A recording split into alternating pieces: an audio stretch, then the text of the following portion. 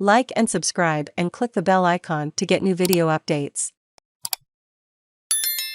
Rocket Lab catches falling rocket with a helicopter, then drops it in the ocean. Update May 2, 7:50 p.m. Eastern Time. Shortly after launch, Rocket Lab's Electron fell back to Earth and deployed its parachutes as planned.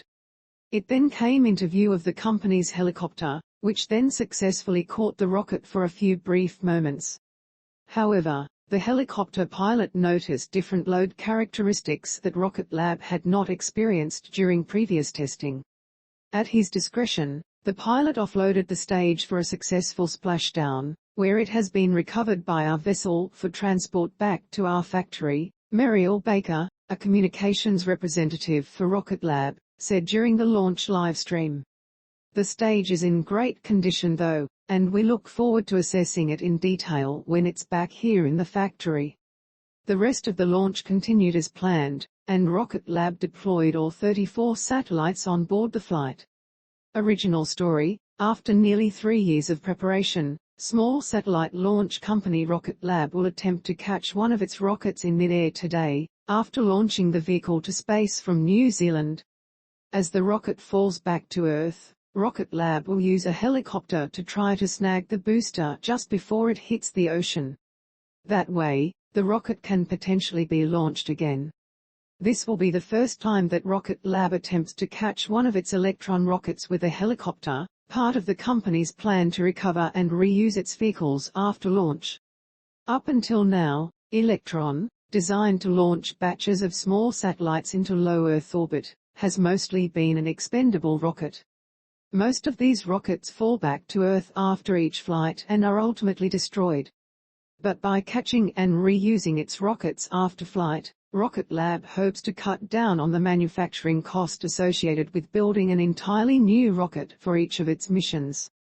The goal is similar to that of SpaceX, which has become famous for landing and reusing its rockets post-flight. Rocket Lab also claims that recovering and reusing its rockets could also help speed up its flight cadence. By bringing one back, it just saves a tremendous amount of time where you don't have to build a whole new rocket from scratch, Peter Beck, CEO of Rocket Lab, tells The Verge. So we'll obviously see some good cost savings, but I think the most important thing for us right now is just getting the vehicles back into the production line. The most important thing for us right now is just getting the vehicles back into the production line. When Electron launches to space, computers on board the vehicle guide the booster back through Earth's atmosphere, maneuvering it in just the right way so that it stays intact during the fall to the ground. Once the rocket reaches an altitude of about 8.3 miles up, it deploys a drogue parachute to slow its fall, followed by a main parachute. As the rocket leisurely floats down toward the ocean, that's when the helicopter will arrive and attempt to capture the line of the parachute with a dangling hook, avoiding a splashdown in salty seawater. Rocket Lab has been working on its recovery plan since 2019, when it announced that it would try to make its Electron rockets reusable. The first major test came in December 2019, when Rocket Lab tested its guidance and control system on Electron. For Rocket Lab, guiding electrons fall through the atmosphere is one of the most difficult parts of this entire process. I think a lot of people think the hardest thing is catching the rocket, and that it certainly is hard, Beck says.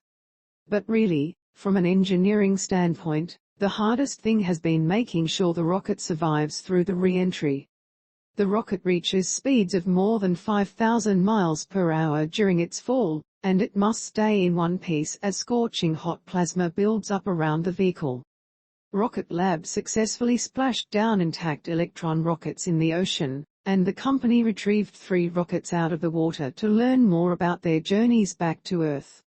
Company engineers were able to open up the rockets and strip some of their components in order to fly them again. Rocket Lab also demonstrated Electron's ability to deploy its various parachutes after launch.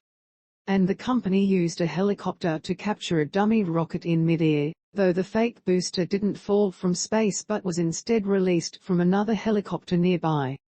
Now, Rocket Lab is putting all of these steps together with its upcoming launch, named There and Back Again, a reference to the nature of the flight and also a fitting tribute to New Zealand where The Hobbit and The Lord of the Rings were filmed.